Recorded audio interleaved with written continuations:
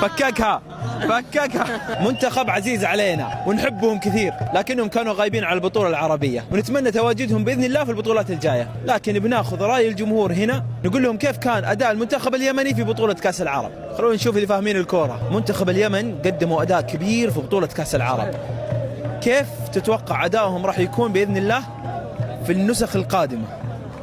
والله اليمن أول شيء منتخب عزيز علينا، وحنا نحترم الجمهور اليمني والشعب اليمني والمنتخب اليمني، ودنا انه قدم افضل من كذا، ودنا انه اخذ حتى بطولات، ولكن عاد اللي الله قاسم صار. المنتخب اليمني قدموا بطولة كبيرة جدا. حلو. كيف تتوقع مستقبلا يعني المنتخب اليمني في البطولات الجاية كيف راح يكون مستواه؟ والله المنتخب اليمني يفتقد الخبرات والمدربين، يعني يحتاج مدربين نقول يتماشوا مع الوضع الحالي.